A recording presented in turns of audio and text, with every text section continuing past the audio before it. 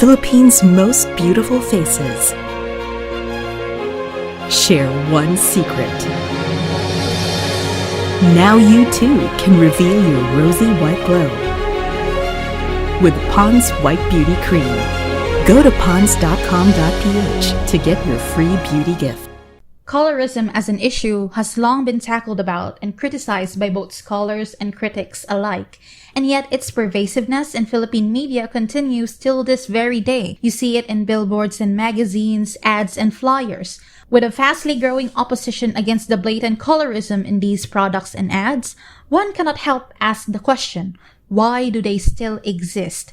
Are Filipinos really dedicated whitening monsters? Should we even achieve that standard in the first place? Hello one and all, you are once again listening to the Musings of Mars. And in today's episode, we talk about colorism, the skewed Western beauty standards it brings, and why we deserve so much better. There will be 3 parts to this segment as we try to answer the question, why does proper representation matter? Part 1. Skin Whitening Ads and the Beauty Myth. It's no surprise that colorism, or the preference of light skin over darker tones, is considered a product of years of colonialism. Western influences have completely altered our standards of beauty and has made the foreign and the fair desirable and attractive.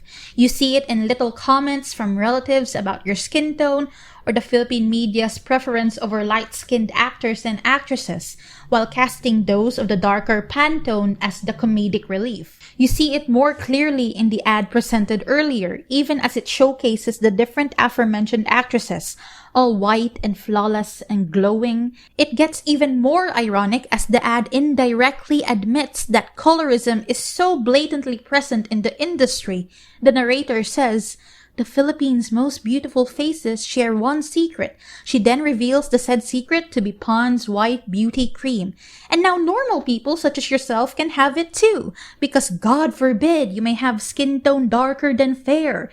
That would just make you plain and ordinary and ugly. Excuse my sarcasm. No, the ad did not say that last bit, but that's exactly what it implies. And what it implies is extremely low-hanging and dangerous. Not only does it set unrealistically high standards, seeing as the actresses themselves have been edited vigorously to be flawless as heck, but it also perpetuates the narrative that the darker skin, a perfectly normal feature of the human body through evolution, is something that should be ashamed of. Though colorism could definitely hit anyone, it is black and brown girls who get hit with these stereotypes daily. They are deemed as unattractive by society, and this ultimately strikes a blow on their already struggling self-esteems. Part 2.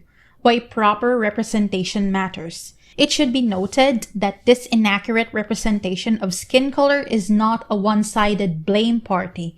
It took years of our colonized natives interacting and altering their established codes and languages and symbols just to fit with the westernized view of beauty. It is no coincidence that the word mestiza, which during the Spanish occupation meant any person of mixed Hispanic blood, has reached contemporary usage to mean someone who is very white and is often praised because of it. These altered symbols are then used by ads to reinforce these ideas and to increase their sales. That does not mean we cannot change it though.